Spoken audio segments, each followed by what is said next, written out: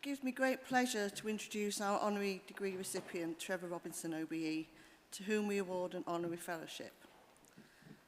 Trevor Robinson OBE is a renowned creative director and marketer whose prolific work has helped define advertising in the UK over the past 3 decades.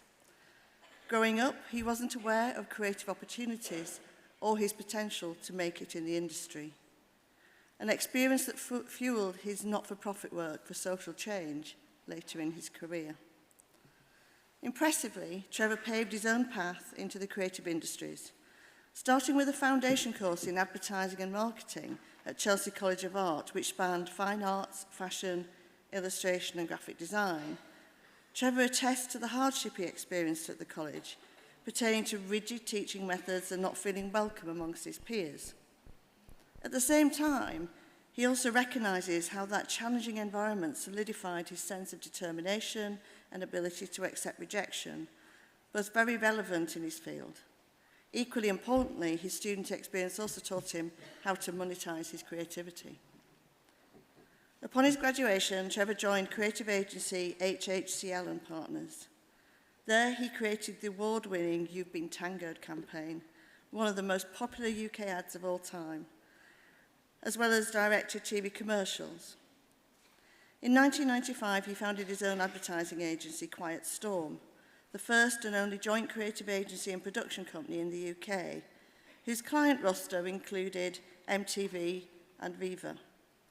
Since then, him and his team have been responsible for some of the most famous advertising of the last few decades, including work for On the Beach, Vimto, Chicago Town, and the globally acclaimed Haribo's Kid Voices campaign. Leveraging his status in the industry, in 2007, Trevor launched Create Not Hate in a bid to open the creative industry doors to young people from underrepresented backgrounds, subsequently earning him an OBE for his services to charity and advertising.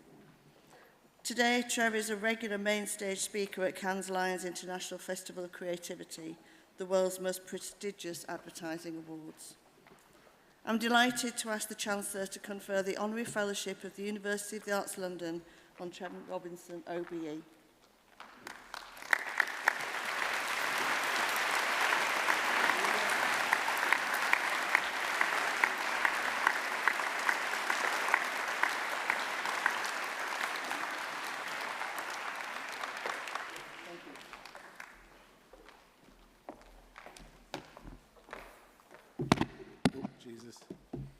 Good start already, smashing up the microphones. Thank you for having me here. I hope you can see my little thing. This is a target on there if there's any budding assassins. Do a better job, that's all I'm saying, in the future. You know what.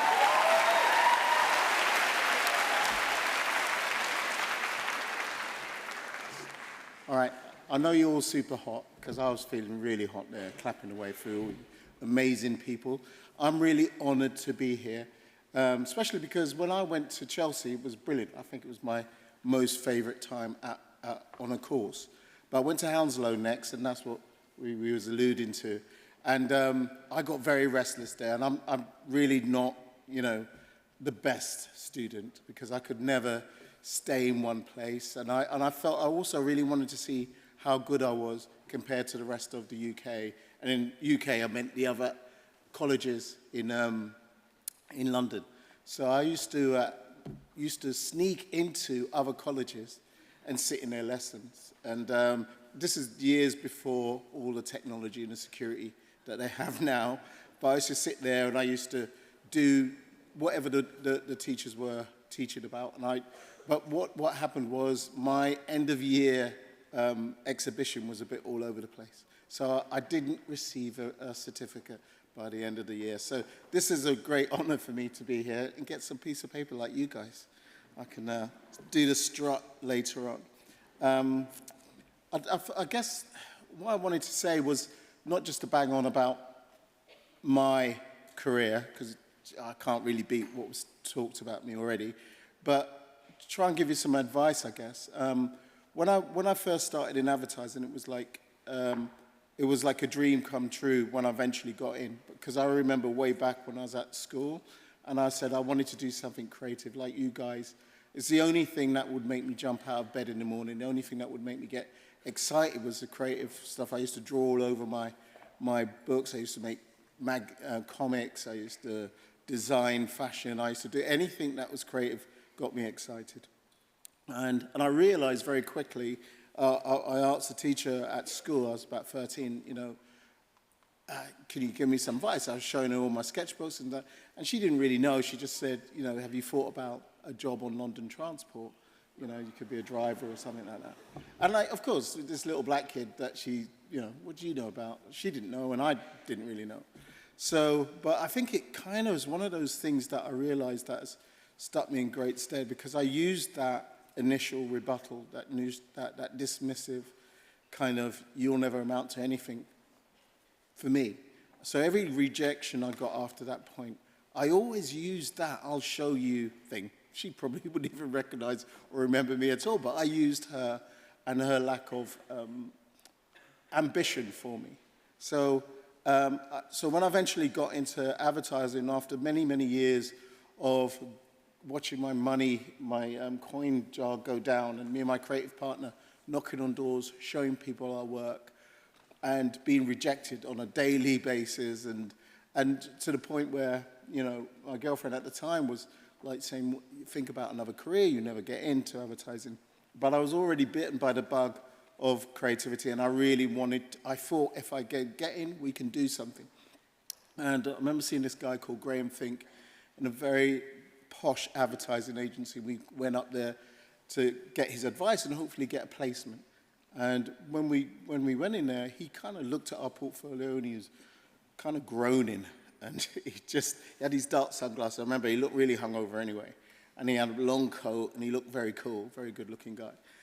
But he just groaned and looked at our portfolio. And he looked at Al, and Al's my creative partner at the time. He was a small Scottish guy, and me, a black guy from Brixton. And Clapham, I should say. It's not really Brixton. But, and I was, he looked at it and he said, look, guys, everything you got in your portfolio is brilliant, but I can't really, there's nothing in here I couldn't do myself.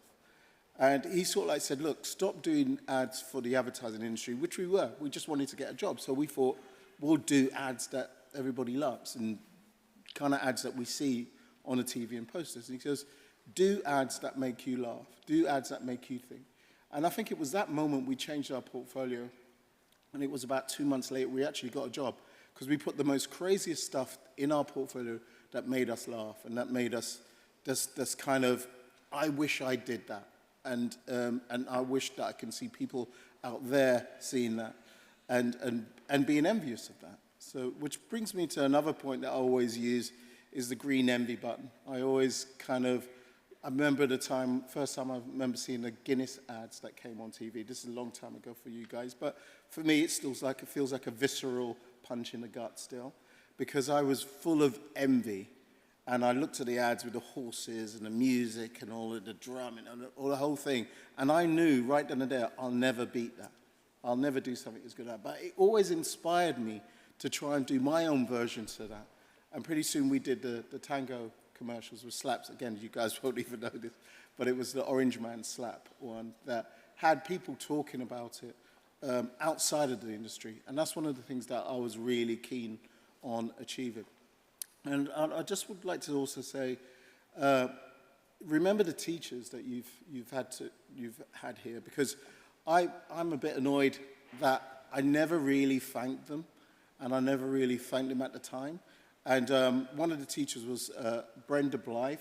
When I was in my primary school, she did something amazing, which I didn't realize till years later. I took her out for dinner, and then she told me. And I said, years, I hadn't seen her for years. She came in contact with me because she read something about me in the press. I didn't seek her out, she seeked me out, and I took her out for dinner.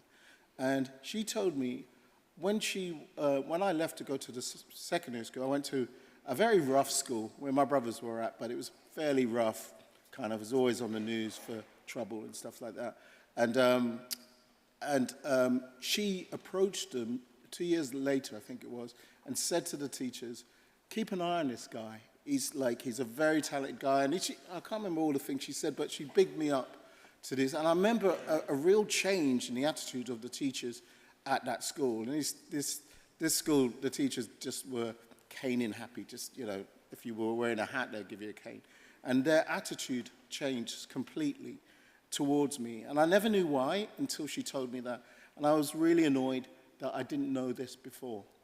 And the other one was Lorraine, who was a teacher at Hounslow Borough College, which she knew I didn't have much money and I didn't get a proper degree, didn't get money from the government and stuff like that. So I used to do a lot of freelance as well as my schoolwork, which was great for me because I could see how good I was. And she used to get me to do book covers, and I was a court artist. And she used to get me this money going through. And again, because it helped me get through and helped me get to interviews and helped me get through the course because I had no money.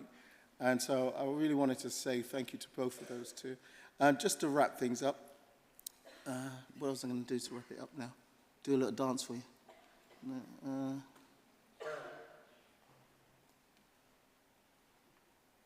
Yeah, I guess really all I would want to say, somebody interviewed me and said, if you met your 18-year-old you, or your early youth you, what would you say to that person?